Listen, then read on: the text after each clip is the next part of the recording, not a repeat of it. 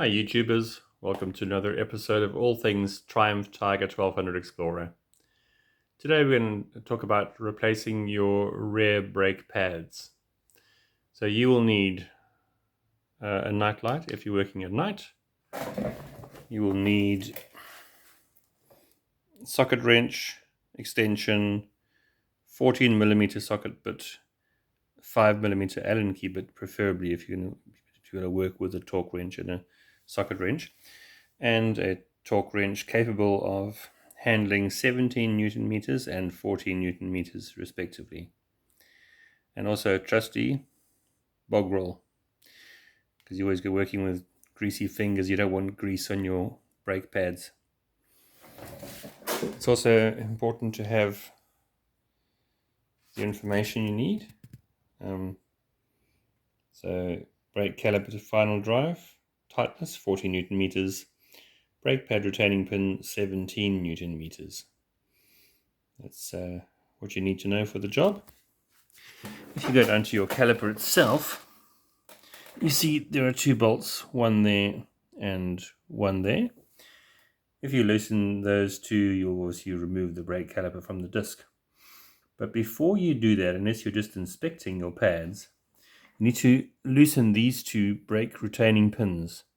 They torque to 17 Newton meters. They're not tight, but once you've taken the caliper off, you won't be able to loosen them when you're holding it in your hand, or not without great difficulty.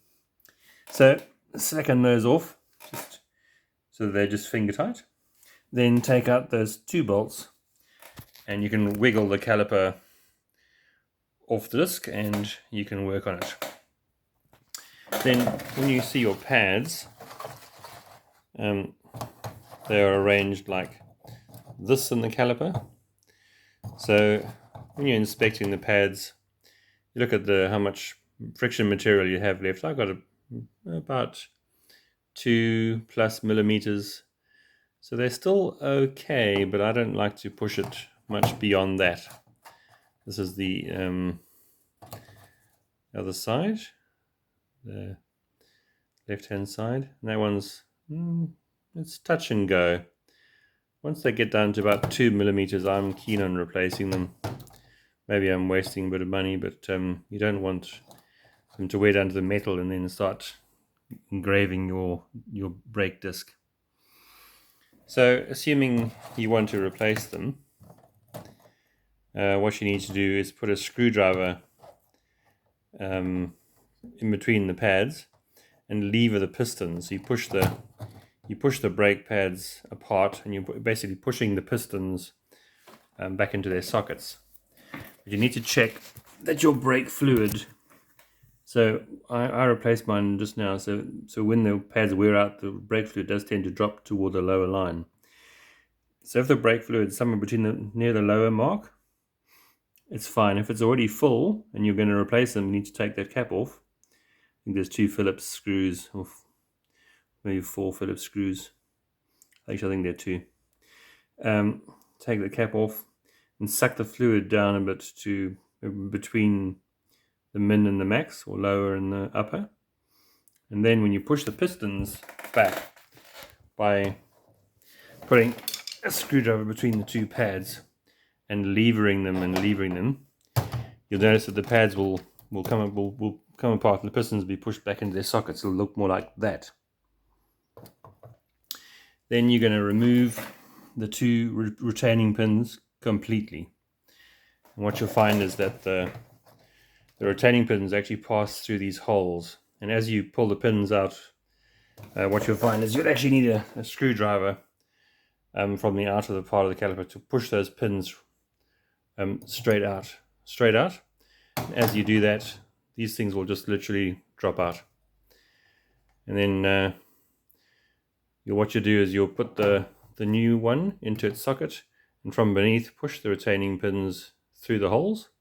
There's a bit of spring pressure to fight against when you have to sort of push it against its spring, and then push the retaining pins through this hole, and then seat them completely. So screw them right in, finger tight. Then just make sure the pads are far enough apart to get them over the disc. Put the caliper back on, refit two bolts that hold it in. Torque it up to 40 Newton meters, and then you can actually torque up those two ones to 17 Newton meters.